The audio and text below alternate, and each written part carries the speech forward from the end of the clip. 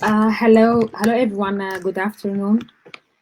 Welcome back to the Four Direction.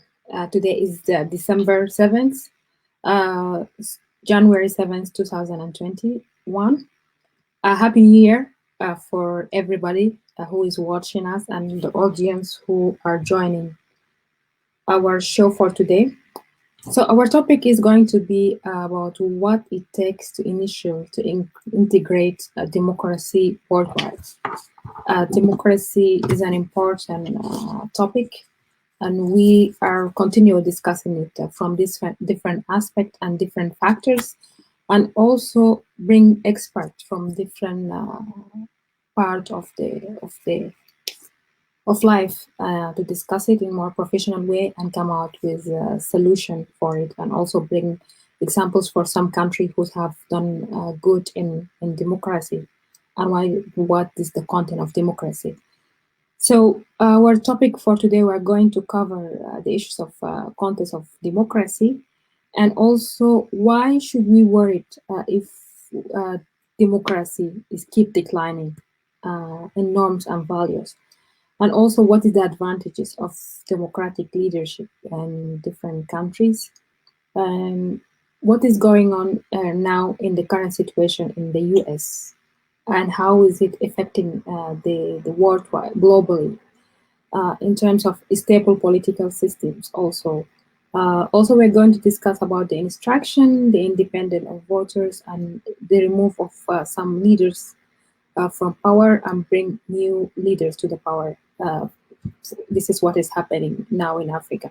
And also, lastly, we're going to cover the issues of the women participation in leadership. I have my guest in the studio with me. I'm joined by two experts who work in democracy. The first one is Miss Andrea Barron. She is a human rights activist on global issues, and she was also a professor at George Mason University. She was teaching history from 1999 up to 2015. Welcome, Prof. Andrea. Thank you. Thank you. You're welcome. And we are joined by Miss Mary Uwere. She's the coordinator of Watch Democracy Grow, and she have done also work with refugees resettlement. Welcome, Miss Mary.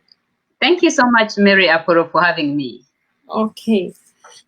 So welcome for both of you. First, let me start by what is the context of democracy from your perspective? So, okay, well, I'll start. So, democracy is supposed to mean government by the people. And the word demos means people in Greek. And generally, free and fair elections have been one of the essential components of democracy. And it's also supposed to mean there is a peaceful transfer of power. So when one candidate is elected as president, as member of Congress, member of parliament, there's supposed to be a peaceful transition for that person to take power. But there's also the issue of constitutional democracy. So, for example, in the United States, we see ourselves as a republic, but also a constitutional democracy. So that means it's not only about who wins elections, but there's also certain questions of freedoms that are enshrined into the democracy of the United States, like freedom of press, freedom of religion, freedom, right to protest peacefully, and all other rights that are enshrined in our Constitution, in addition to freedom, free elections, free and fair elections. Mm-hmm. Mary, how do you think about that? Pretty much what Andrea has said. It's what it entails. Democracy is supposed to be a type of government which allows citizens. The powers are vested. The supreme power is vested in citizens, and they're allowed to exercise it. So, like what she has said, it's that type of government which is going to give autonomy to the citizens to participate in their affairs and the way they want to be governed. And therefore, it should be a government of people brought about by the people, and for the interest of the people, not a small segment. Do you think there is something called a full democracy? Well, go ahead. The way I look at it, the United States, I kind of see the continuum. So the United States, in the beginning, when the country was founded, it only gave the franchise, the vote, to property-owning white men. So it was a limited democracy. And then African Americans were given the right to vote after the Civil War. And then women were not given the right to vote until much later.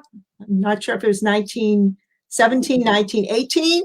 But then there was still a lot of, so we're moving down the continuum of democracy in the United States. But then a lot of African Americans in the South, the old Confederacy, were still prevented from voting by poll taxes, literacy laws. So it wasn't until the Civil Rights Act passed in 1964 where many, many African Americans in the South, again, the former Confederacy, were finally allowed to vote. So maybe, I don't know, 1970 or something like that, the United States, I would say it was a real democracy. Before that, it really wasn't, but it wasn't a dictatorship either. It's a continuum. And so now, of course, this is a perfect day to talk about this topic because we've now seen the erosion of democracy in the United States. It's backsliding. And what's very interesting is when the United States, the US State Department, they do a human rights report every year. The one for 2020 will be issued in February or March. They go through every country in the world and they discuss questions like erosion of democracy, democracy backsliding. Clearly, that's what's happened in the United States. I still think we are a democracy, but there's been some backsliding. Mary, do you have any addition to add on that? I'm actually okay. What she has discussed is perfectly fine. Okay, so Mary, can you please tell us a little bit about your organization, where democracy grow, watch democracy grow, and what field are you working in, and why is it important to have such organization that highlight democracy and election in general? Thank you, Mary. At first, actually, when we started around 2016, our primary focus was going to be Africa because that's where we thought things were really getting shaky in terms of declining fair elections, declining term limits, and literally things taking the route of almost repressive and authoritarian regimes. And we know that democracy is not only important to America, but is also important to other nations because of the advantages that it entails. So Watch Democracy Grow was an organization initially focused on Africa to see how we can bring that light on the continent as well. So I am into the outreach on democracy. I majored in political science, and I usually take an opportunity to have been trained here, where at least I was able to get a good content of what really democracy entails. When it comes to back home, we assume democracy just stops at the polling stations. You come and vote and that's it. But here you can see democracy being turned into intrinsic value, the right to be able to say, no, if the leader is not serving us, we can say, no, we are going to vote him out. Just we have seen that right now, this kind of election has just changed the trajectory that we are going to face had we not acted out.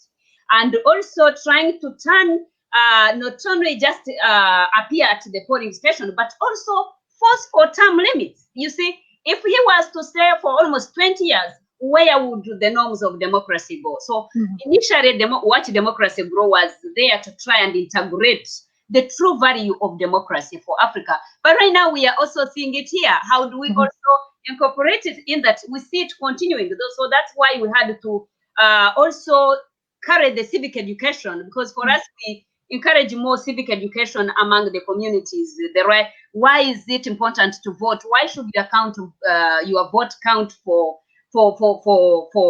elections? Because we know one vote can make a change to a nation by just one single vote. So it is important that if you have an opportunity to vote, go out and especially women. We can see what women have done within this election. I mean, the pivot point has been women.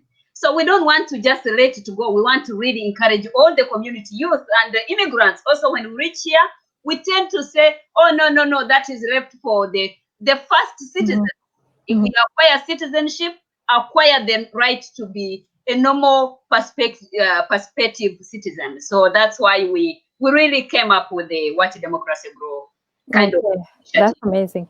So Andrea, I'm going to give us a quick highlight. What is going on currently in the US and how is the political situation look like? So, okay. So I think what's happened is that even though I totally agree with Mary about the importance of civic education, but in the United States, we have seen that even if we have widespread civic education about the rules of democracy throughout the whole entire country and in our education system, and even if the United States is a highly educated country and it's a wealthy country, despite all those advantages, you can take somebody who is a demagogue, a charismatic demagogue, a would-be dictator.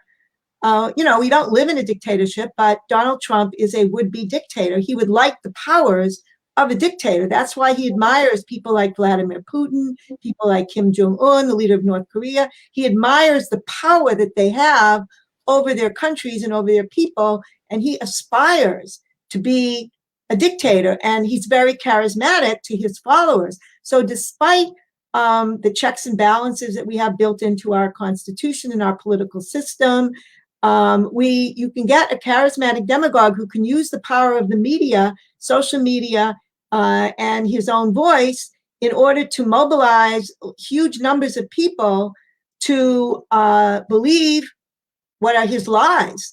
And, I live here in Washington, D.C. I live about 15 minutes from the Capitol. And the Capitol was invaded last night by a mob. That's the word that we hear the CNN using, pro-Trump mob, that wanted to prevent the Congress from certifying the election of Joe Biden. So that was yesterday was the last step that is supposed to certify Joe Biden as president of the United States. That's what happened yesterday. So this was kind of Trump's last stand. And Joe Biden was certified, but many of the people who invaded the Capitol, and by the way, 4 people were killed, they still do not believe that Joe Biden is a legitimate president because Trump told them that he's not. Trump told them that this was a stolen election. So the question is even when you have a free media, we have free independent press in this country, people can still choose to listen to social media, to listen to some of the lies on Newsmax and Fox News. You have a free and independent media, but when masses of people believe the lies promoted by Trump and some of his supporters in the Republican Party, this is what happened yesterday. So the answer is not only to make sure that democracies are not eroded. It's like we always, when I was growing up, we heard about a free media, a checks and balances system. It's not enough. It's not enough when you have a charismatic demagogue. And I just want to mention, and in preparation for this program, I was looking at some of the African dictatorships like Cameroon, Rwanda, Ethiopia up until 2018. And, I'm sure that there are some female dictators, but most of them happen to be men. I'm sure we could have a female one at some point, but they use their abilities in order to entrench themselves in power. And Donald Trump was elected in 2016. He was legitimately elected. And so even when someone is elected using the democratic rules, if you have someone who's a charismatic demagogue with his communication skills, they can undermine democracy even though they were legitimately elected. So this is a new challenge for democracies. So Mary, I'm just going here because currently we have like 6 African countries that have been going to election this year. In your opinion, is Africa going backwards in democracy? Yeah, sometimes that question becomes such a technical question depending on the country. We see where Africa is coming from. And on that notion, actually, before I go to that particular question, I want to answer the question that a lot of people would ask me. Should US now stand to be also a champion or a leader vis-a-vis promoting democracy? And my answer to that is that yes, it should still, just like it has been, because it is only in a working democracy like US that we have seen the change that happened with the President Trump. So where that opportunity is not, like you can't change the situation. So it is still in a working democracy like in the US that we see they being able to establish resolutions which are going to rectify the social unrest that we saw in the summer. It's only in a working democracy in the US that we can see a community, yes, getting the challenges that we saw yesterday, but yes, coming together also by the popularism of the notion of inclusiveness and knowing that, yes, they have one individual leader who is challenging them, but yes, they are able to unite and get on how to work around him. So that drives me to the question of whether democracy is declining in Africa. I would say democracy is growing, following how Africa was 1960. We have the independence, and we see the military coups coming in to strengthen the independence.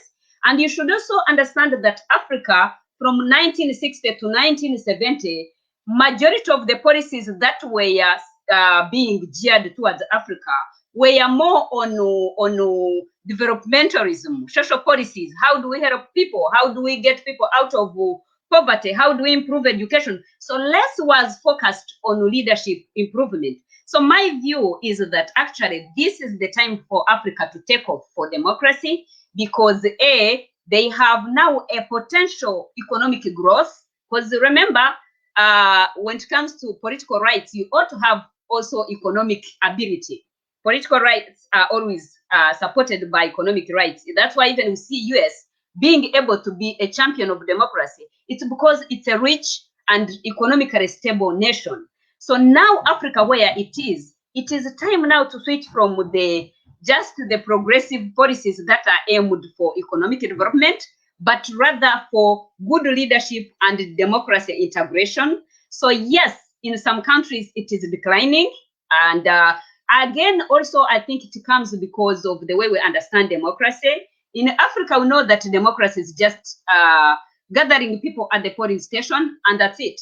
No, it's time now to transition from only just being at the polling station to vote for our leaders, but also start demanding what the leaders are doing and starting having ability to say, if the leaders have come in and they are not serving the people from the very definition of democracy, then it's high time we give chances to other people in the community, so that in the long run we'll get a chance of getting, like for example, Biden has been able to really be able to take it over from Trump. So yeah, it is declining, but it's time to move it forward. Yeah, I want to say something, Mary, also, that I think it was I definitely think that the United States should continue to promote democracy. That we had Donald Trump, I hope, was an aberration in American politics. I want to talk right now about a resolution about Uganda that is going to become a bill sponsored by Senator Robert Menendez of New Jersey. And this bill that's going to probably be introduced late January, early February, is talking about the erosion of democracy in Uganda. Many people are familiar with the musician turned politician Bobby Wine running for president. There's been 2 attempted assassinations. I've actually met Bobby Wine myself, so that's why it meant a lot to me. I also met a woman named Betty Nimbuz, who is a member of the Ugandan parliament, and she opposed the idea of Museveni lifting the age limit on the president. And so her thugs invaded the parliament and broke her back. And so it means a lot to me because I met her and I was walking with her through the halls of Congress. And, you know, it was very sad.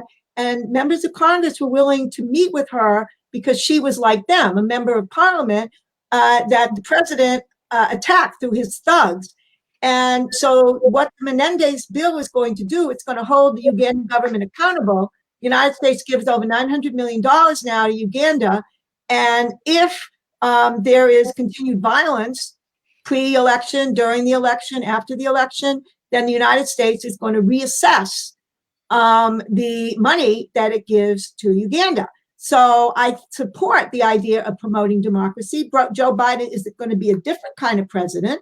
And I think that that is an important role that the United States said. If I were, talking to Ugandans, somebody from the Museveni regime, for example, or the Kagame regime in Rwanda, and they said, well, how can you of the United States tell us what to do? I said, we had an aberration. We had someone who had authoritarian tendencies. He was voted out. You acknowledge it. And now we are going to move on.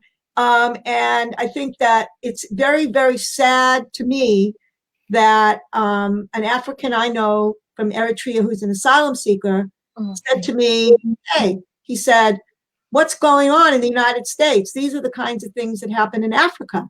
I said, the United States is no different and the people are no different than people anywhere else. The same thing can happen in the United States. Remember that Germany in 1933 was one of the richest, most sophisticated, best educated countries in all of the world.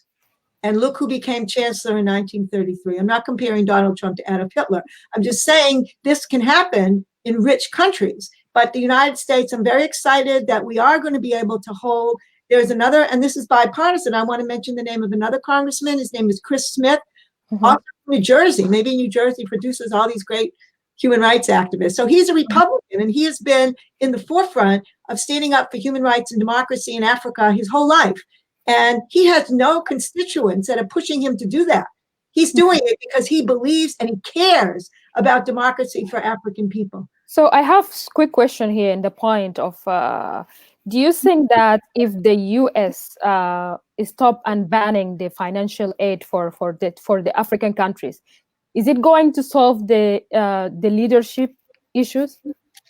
Well, I can tell you what just happened, Mary, then you can answer. In Cameroon, the United States did cut some of the military aid last year to Cameroon.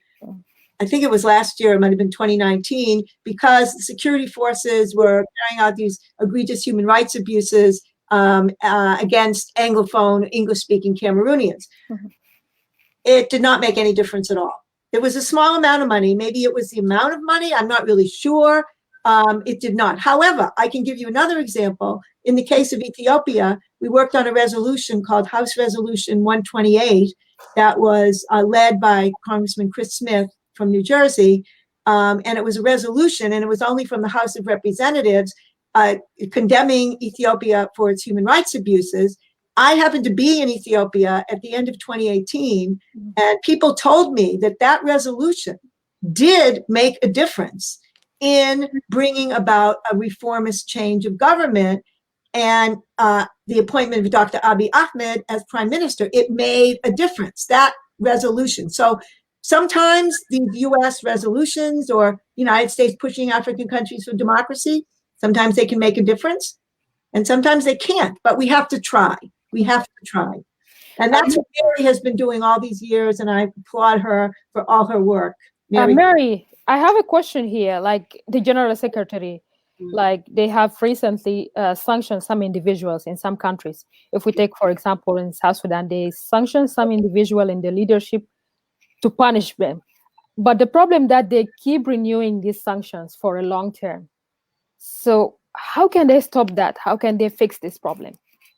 So sanctioning individually, sometimes I can see why they target individuals. It's because most of our leadership on the continent, it's an individual based. It's a few people. And true, if you want to create impact, you can target them. But individual target does not sometimes help.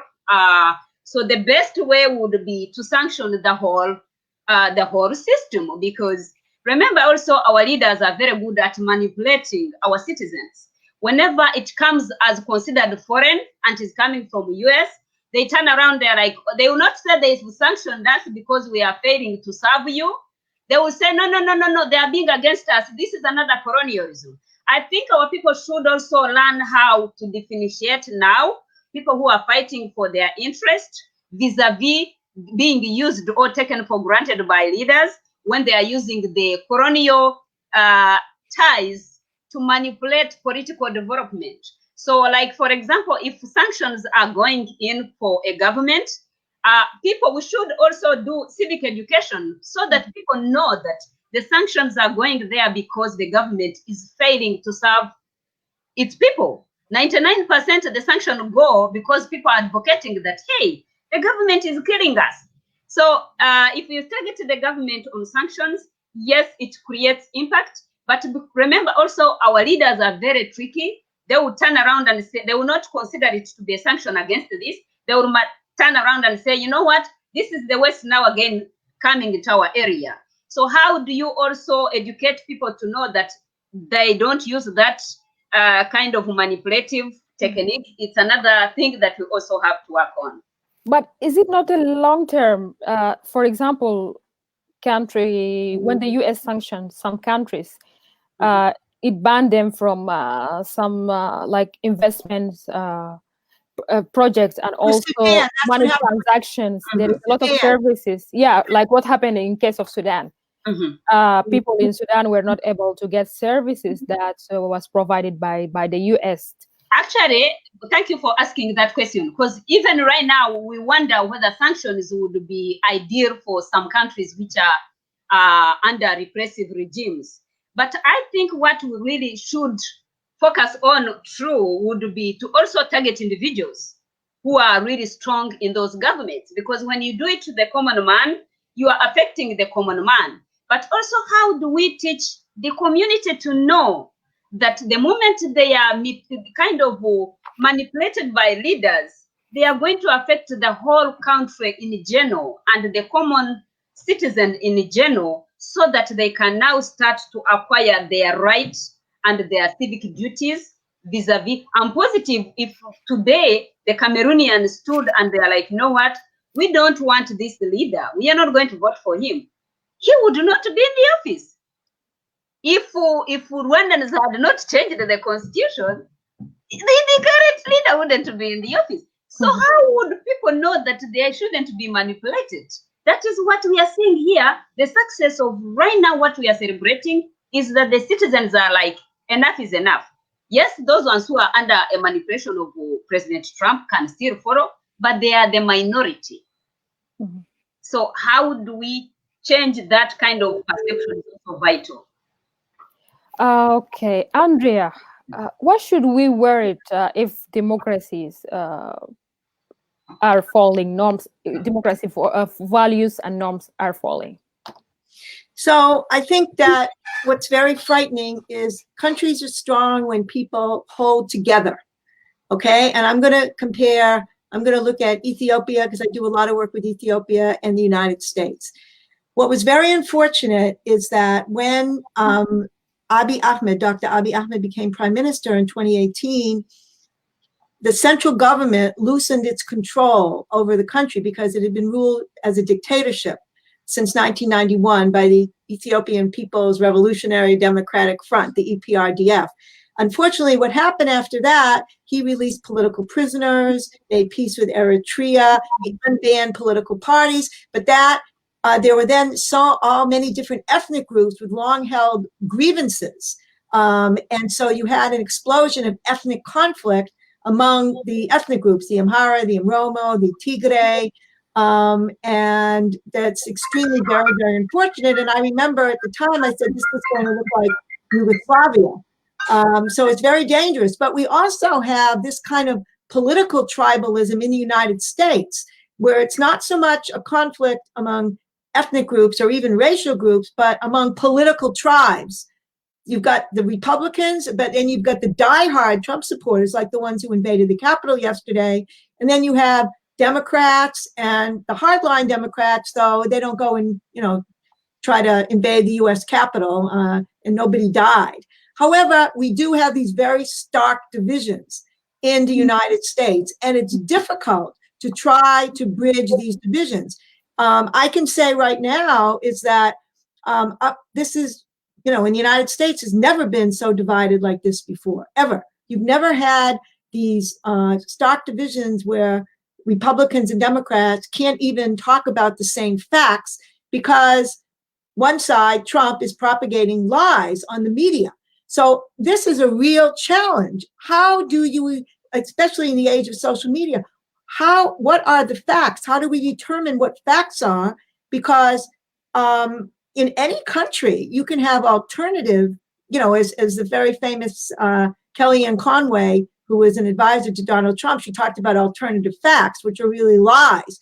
How do you get people to believe in the truth? And I think that this part of the secret is you have to talk about leaders who, the Nelson Mandela type of leader, as I mentioned to Mary yesterday, who is both wise and has tremendous charisma and the trust of his people. It's not enough to just lay out the facts. It doesn't work. That's what we've been trying to do in the United States. People are laying out the facts about how this election was free and fair. I don't need to go through all the details. I'll just give one detail, okay? So, for example, Trump said that there were 4,000 dead people that voted in Georgia, okay? And he lost 4,000 votes. And so the Republican Secretary of State said, no, there weren't 4,000. There was just one. And that one person was a woman who voted in the name of her dead husband. She said, oh, big deal. I voted in the name of she only voted once, but she voted in his name instead of her own name. So you tell that to people. And I actually went, not this time, but I actually went in November and December, and I interviewed some of the Trump supporters that were here and asked them, why were they here for Trump? And if I told them what you just said, and I said the Republican Secretary of State said there was only one person who voted in the name of a dead person, they tell me, well, you're listening to the mainstream media, and what you're listening to are lies, and we know the truth. So getting out the information is not enough. It has to be a very effective way of convincing people. I'm just thinking about campaigns against female genital mutilation, for example, in Africa, which is something I'm very interested in. Using the feminist approach, giving power to women, that didn't work. What was much more effective was putting this in health terms. It's not healthy for these women to be cut. It's not healthy for them. It's not healthy for their family. It's not healthy for their children. It's a health issue. It's a public health issue. Let's bring in the men who support public health. And this is just part of a public health campaign. That seems to have been much more effective, from what I understand, than talking about feminist power. So we have to find a way to communicate the benefits of democracy, and we need a good leaders who can convince people and trust them. That is a tremendous challenge. It's a tremendous challenge in Africa and all over the world, but it's just not enough. Like so many people I know, from Africa, like Mary, are talking about the importance of civic education. It is important, but it's not enough. It's not enough because we had it in this country and it didn't work. We can't hear you, Mary.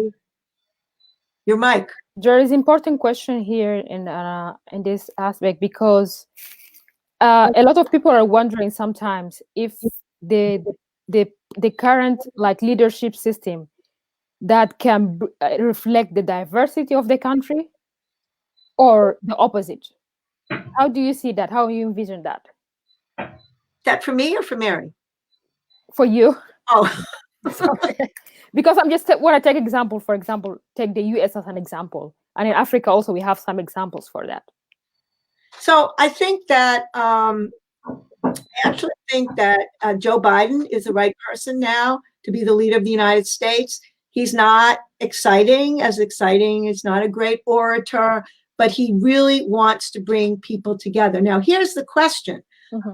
When I talk to, and again, I interviewed these Trump supporters, as wearing my journalist hat, not arguing with them. And many of them, as you heard yesterday, they believe, if you have 60 million people in this country who believe this is a fraudulent election. Mm-hmm. And the question is, if Joe Biden doesn't attack them and improves life for them. For example, let's say he builds hospitals, helps provide hospitals in rural areas, because a lot of the rural voters, a lot of the division in the United States is also urban versus rural, builds hospitals for them, tries to dramatically improve the distribution of vaccines, because Trump said we were going to have 20 million people vaccinated by the end of the year, and there's about 4 or 5 million vaccinated. So let's say he can bring about concrete improvements by vaccine distribution, by having the right balance between, keeping places closed because of the pandemic, and then opening up businesses when it's safe, and building rural hospitals, improving education, providing money for small businesses in rural areas. Will people who are the Trump supporters, will they see that difference in their own lives? And will they then be much more supportive of and recognize Joe Biden as a legitimate president? I really, to be honest, I don't know. I think that's the way to go. I think his way is the way to go. Not just, you can't, Mary told me that, I asked her once, I said, how did the Hutus and the Tutsis live together? And I quote you, Mary. She said after the genocide, and she said, this was our country. We want to live in Rwanda. We're Rwandans, and we don't have a choice. And I said, that must be so difficult. But she said that was the choice that people made. It's so very Mary, even how that work, Mary, if you take an example in the African countries, because there is some countries who are building the tribal and also the racial in the institution. How does that work? How is that in the context of democracy? I think, Mary, one beautiful thing that you can get out of democracy, to me, actually, it is a concept that builds diversity. It's a concept that, once integrated well, creates tolerance of one another in terms of human rights, respect, and rule of law. So once you have, and actually I did, my thesis while graduating was on unity and reconciliation in Rwanda. And my case argument was that it is only going to be possible if democracy and the rule of law are integrated in the country. So why we usually, like how most of the countries that are having ethnicity tension, a case of Ethiopia, a case of Rwanda, a case of Cameroon, and the racial or what I would call racial tension that are happening here, the best thing you can actually able to focus on, like what Chuck Schumer said yesterday, is to focus on what unites you. We are all Americans. We are all Rwandese first. We become Tutsis and Hutus after. But what unites us first is that we are Americans. I remember one thing, I will share a story that really kind of enticed me to naturalize and become an American. They were telling, I remember during I think there was a war. And they said, whenever there is a war in another country, US sends the planes to go and get their nationals. It was that more than anything else that convinced me to be a national, because I wanted to belong to that country which is able to protect its citizen or her citizen. So it is that usually you have to focus on and say, it is only my being an American that is more vital, not my being a white, not my being a black, not my being an immigrant, not whether the newcomers or the first settlers. That is more vital for the US to promote democracy and integrate each other. And towards that of being more Rwandese than being a Hutu or a Tutsi, that was more vital, that had to unite us by all means necessary, whether we want it or not. Mm-hmm. Because we have to live together. Yeah, you have already mentioned some of that. So, Andrea, I'm going to, for you, Mary have already talked about some of the advantages of democratic leadership. Can you highlight some of it for us? Yeah, I think the advantages of democracy, of course, are that if people agree on the rules, like peaceful transfer of power. People have the right to peacefully protest. People have freedom of religion, right to a free press. People have to follow contracts. That creates the kind of political stability in a country that allows the country to thrive economically. So that's that's a major advantage. So when we look at Africa, why are so many African countries poor? You know, there's ethnic conflict, there's armed conflict between countries, there's corruption, and there's natural disasters, drought, climate change, you know, lots of different reasons. But the political violence in Africa, and ethnic, internal and international conflicts, is one of the reasons. One of the reasons why, I mean, if you have a democracy, it's not going to prevent a drought. But what it could do is you could, I'll give you an example. I remember one of the people I knew from Ethiopia told me when there was a drought, you know, years and years ago, the government, this is under the previous dictatorship, refused to acknowledge that there was a drought because the government was worried that it would be blamed for the drought. And just like Donald Trump tried to say the coronavirus is going to go away because he thought that it would hurt the stock market and so forth. So democracy creates political stability that allows economic development. So, you know, many Americans probably, if you ask them about democracy, they say, oh, well, you know, I don't know whether I care about democracy. How does it help me? However, when you talk about how it promotes economic stability, and also everyone agrees on the rules of the game, and it allows people to work together. It allows Democrats, I mean, up until now, we agreed whenever, you know, whether it's a Republican or a Democrat, the other side agreed that this was the result of the election, and you have to wait until the next election to make a change. So I think that's extremely important. Also, when you have a free press, that allows alternative ideas, you know, so it's really important. And I try, you know, sometimes to listen to conservative right-wing media to hear what they're saying. Once in a while, they might say something that's useful, but it's important when you have a free press to hear many different ideas and not only have the media controlled by the government. So I think that's important. Also, freedom of religion. We have a lot of, you know, persecution of religious minorities, or in Cameroon, it's a linguistic minority, the Anglophone minority. And then you get the contribution of many different people of different religions in the United States. This is not directly related to democracy, but the fact that we welcome so many immigrants and we allowed them to participate in the political system, like Mary, who became a citizen. So I think those are many. I don't think anymore, at least in the United States, you'd have to, it's a shame, but you really have to convince people, some people, about the benefits of democracy at this point. And it's not enough to just say, okay, we have the checks and balances system, you know, where we have the Supreme Court is going to check laws passed by the Congress, whether they're constitutional or not. That's not enough. You have to show how democracy affects people's lives, you know, bread and butter kinds of issues. I really think you have to do that now. So, Barry, it's important to sing here some of the African countries that have done well in the democratic transformation, especially in terms of development and economic stability. Can you give us some of these countries? We have, I usually tend to cite Ghana.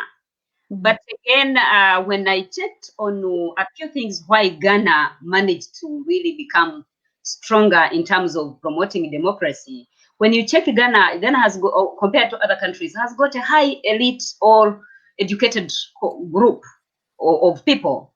So they have also learned the intrinsic value of democracy. So I think also education is part of it. We have also South Africa, who were also under the good championship of Mandela, and the importance of integrating democracy and how to really build, especially a tone or a diversity-based community like South Africa. So we have also, by the way, countries like Kenya. To me, I always say Kenya is on the right path, because in 2017, we see Kenya trying to actually turn over the elections when they were not convinced that they were right. And we see independent judicial system, David Maraga, I guess, say, you know what, we have to do re-election again because people are not convinced with it. Usually you don't see it that way. So some countries, they are really picking up that kind of concept. We have, I think it is, even Senegal, you can see there is some stability when it comes to leadership transfer. It is sad that Tanzania is going down into the ditch, but otherwise, Tanzania is one country whereby they are able to respect term limit, and they don't care where the leader comes from, whether it's an Akamba, whether it's an Sukuma or what. All they care is a Tanzanian. So that also shows that they are moving at least, but right now things are again going back. So it is important that we stick to what really unites and what moves countries forward in terms of good leadership. And I think, and I would emphasize that maybe 21st century should be a turning point for Africa to recognize that good leadership is essential on the continent. So in that case, how do you envision the instruction and also the independent vote? And lastly, you have some of the country that have also removed leaders from the power and they bring LU leadership. You mean peaceful transfer of power? Peaceful transformation of power and also the institutions that have to be in these countries. Thank you. If you see what really US has managed to acquire, it's strong institution, strong independent judicial system, and rule of law. So if really we want democracy to integrate on the continent, we should have strong institutions which are able to challenge, and a good actually legislature, like the parliament you can see, they're the ones who had to say, you know what, this is not right, Trump lost. We have to certify the elections. But in most of our countries, our parliaments are not independent. They are a subject of actually executive branch. In other words, there is no separation of power. So how do we really work towards inculcating that advantage so that the community can become open and we get open societies which are able to challenge and bring that kind of fresh air? It's a new day. I mean, you can, I usually see people saying, no, Africa has suffered enough through colonialism. I mean, Africa is a developing continent like any other continent. Colonialism, remember, US was under Britain for some times. That's why they had to break away from Britain. But they didn't stick to that concept. They moved on. They become allies with Britain, and they moved on. So we were colonized, but it's over. We can now build to be potential partners with our former colonizers, and we move forward in a new era. But this business of saying that if we are welcoming these foreign concepts, they are going to suppress us, we are not going to survive, we are a weak culture. We should learn also that democracy encourages competitiveness. It is a competition based. There will always be a loser, if I use that word, and a winner when elections are going on. Accept that you have lost and give a chance. Go do reorganization, come back again without violence. Andrea, how country like the United States that has sovereignty and have done well in democracy for a long time, how it can send this good image to some other countries, for example, to the continent? Well, I think that we have to acknowledge, I don't know what's going to happen in the next 13 days before the inauguration, but about, I don't know, a few hours ago, Chuck Schumer, who will be the new majority Senate leader, is called for the removal of President Trump. And I think that the world has to watch. Sometimes, you know, you have to just move forward, but other times we cannot have impunity for these kinds of actions of Trump inciting these thugs to invade the Capitol. There has to be some sort of punishment. And I really think that in order for the United States to be able to continue to inspire other countries, there have to be consequences. There have to be consequences for Trump. There have to be consequences for the Republicans who supported him. And then the United States can say, okay, look, there was this aberration in our democracy and we corrected it. And now we are going to move on. I think people will understand that. I think it's very important that there are consequences. The other thing I wanted to say that, you know, when we were in like 5th grade, we learned about James Madison, who wrote most of the Constitution. And he said, the reason we have a checks and balances system, we have an independent judiciary, we have the executive, we have the parliament, is because we have to counteract ambition with ambition. Mary reminded me of that. That means you assume, you begin with the assumption that people want to maximize their power. Now, we don't know to what extent they're going to do this. These strongman in Africa or strongman in the United States, like Donald Trump.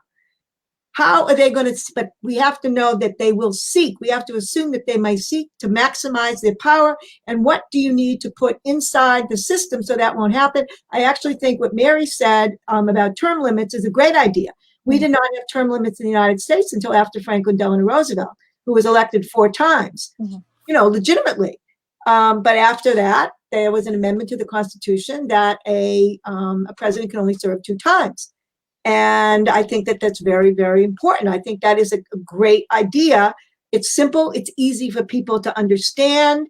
And it will, you know, and you have to convince people of why that's so important. So I think that the United States, we'll see what is going to happen. But when we move forward with talking about, that's part of the work that I do, is encouraging global human rights. How do we get the United, and we also have to have a balance where Joe Biden is going to make it clear that he cares about America and Americans at the same time that he's supporting human rights in other countries. And it doesn't always necessarily cost America money to support human rights in another country. You know, for example, I'm just mentioning this Uganda resolution because it's coming up now. Not only would it not cost the United States money to try to talk about the need for, you know, post-election peace and calm, it could actually save the United States money by cutting off aid to Uganda if they continue trying to assassinate people or put people in prison, or have someone just have an accident, you know, who happens to be competing for power, or put them in prison, like what happened with Rwanda and Diane Rwigara and so forth. That I think there's many things that the Biden administration can do. And I also think that it's important that we highlight people like Mary, who care so much about democracy in Africa and believe it's possible, and how they're taking action to try to support democracy. So I think we have to have, you know, some heroes and heroines. So Mary, in that also, because I know that a lot of African presidents currently, like, they have gotten an award for good at the best advocacy, best human right, and there was a lot of also debate between the citizens themselves. This president doesn't deserve it because he have done human right violation. This president have done this and that. So how do you see that? Who have to put this qualification of we have this good president in Africa, and who? To be sincere, thank you, Mary. I sometimes find the confusion or the challenge that the West faces when it comes to leaders who acquire those kind of popularism, and then all of a sudden citizens are like, well, that is not the case. We are really suffering. One thing I think we should be able to check that problem is by trying to integrate term limit, because you can only be popular for 8 years and you're done, and then we get maybe a breathing space. If the other way we can do is also to try and I think reach out to the African government that whenever you play around with that kind of manipulative way, it's not good, because by the end of the day, let me cite an example. Sometimes when I see Bob Wine and I know how much Museveni had acquired enormous popularism, and especially talking as a Rwandese, I know how much Museveni really was to Rwandese who were in Uganda. I hate to see tomorrow a turning point which would put him to ICC or to a crazy ending position, yet we would celebrate him like we did or with the Nelson Mandela, because he was the hero to unite Uganda. Following the Amin, when you asked how the Asians and others left Uganda, Uganda has lived in the dark ages. So that's why even it becomes hard for these guys to have a turning point. And I would also consider the case of Rwanda. When we are talking of the achievement, I mean, the current success we are talking about, the unity and reconciliation and everything, had a leadership. Mm-hmm. But the more you stay longer, the more you start to spoil what you have created. So if we would really consider these leaders essential and in the legacy of celebrating what they have done for their country, I think it's high time we really became open to them, even internationally. We say, you know what you have done is wonderful, but you don't want to spoil it. Can you hand over? Leadership is a challenging task, but when you hand it over before you reach a declining point, it can save nations and the community and the leaders themselves. We want to celebrate good leadership on the continent. Mm-hmm. And we can't do it when we continue to continue supporting repressive and authoritarian. Okay, just quick point on this one. What is the way forward for having transformation voting and election for the continent? Oh, for the continent. Definitely would be the community. I mean, diaspora. I usually say democracy is not going to be integrated by people on the continent. It's a diaspora who is going to push for that, because I will tell you why. Whenever our leaders are failing, be it on educational system, it is the diaspora who come and bail out in terms of supporting the families who are on the continent. Whenever our leaders are failing, for example, to even this time of COVID, I cannot mention how many diaspora organizations that are bailing out the countries. So we, in terms of support and the communities as well. So it's us, whenever the leadership tries to crumble, we come in, and it's us actually who are going to really carry that torch, and we even educate the communities on the ground, and we enlighten them to consider, even by the way, universities. There's high time. The reason why you see these kind of institutions there, it's also for education. And education is not just to get a degree and go and work. No, you get it and improve the communities. So the way forward is to simply talk about it and be bold on it and stand for it. That's it. So we have also shown a great example of women participation in leadership.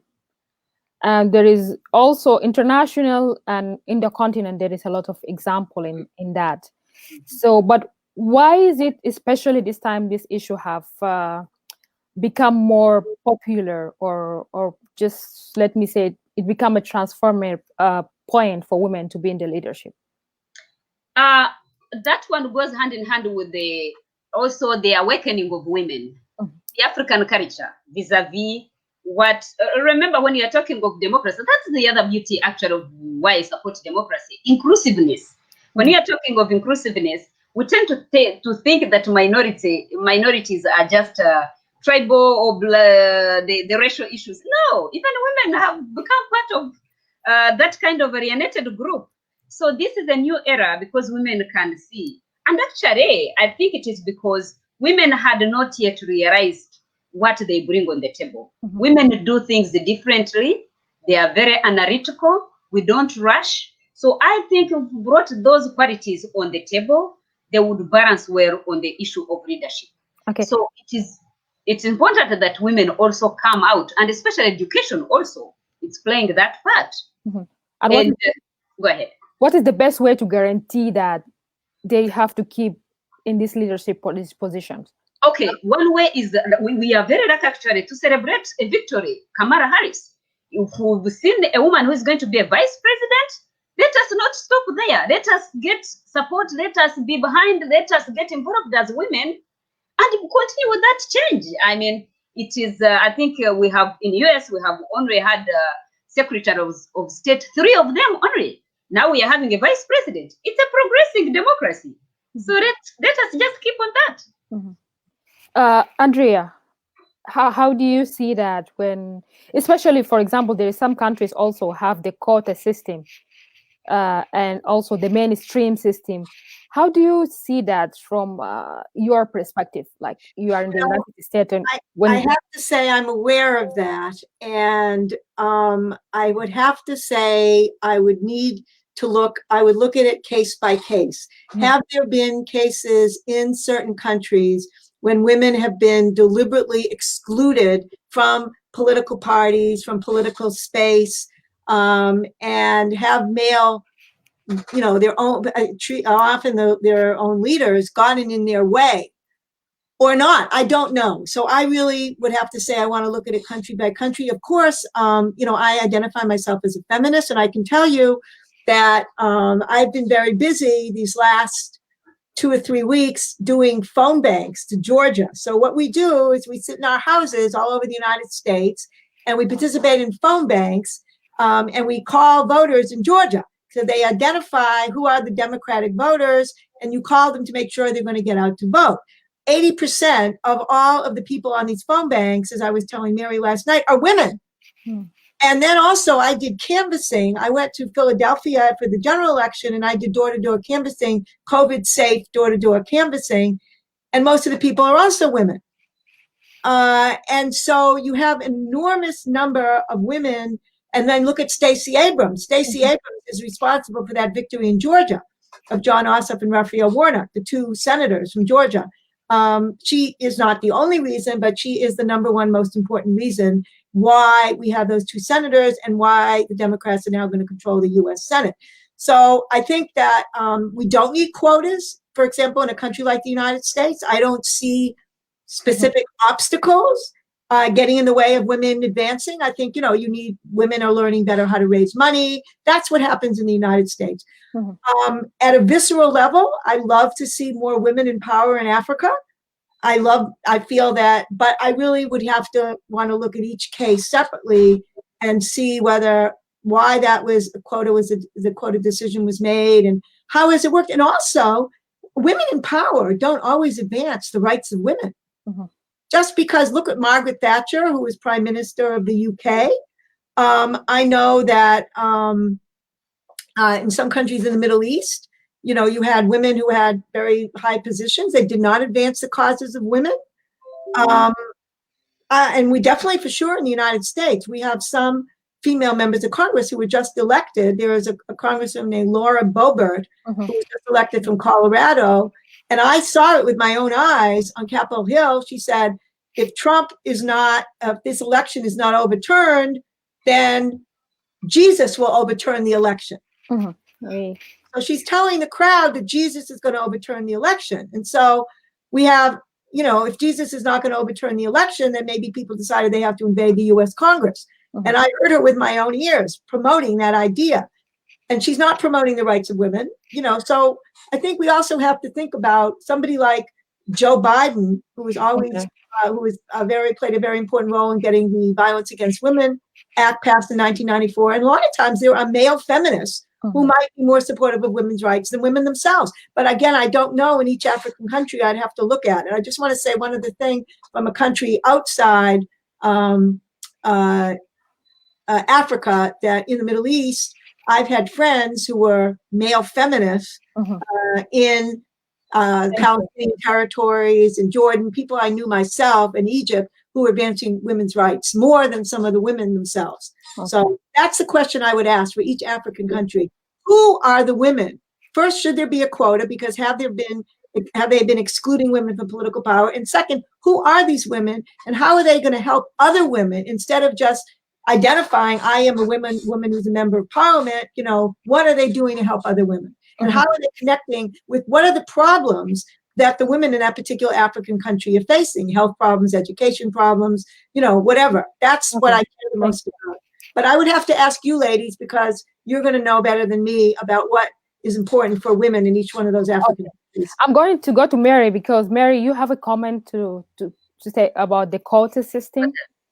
Yes, quota systems are good, like Andrea has said, to countries where women have been left behind, if I would put it that way. But quota systems tend to promote gender parity, which is increasing the number of females in relation to male participation, or girls in relation to boys in education.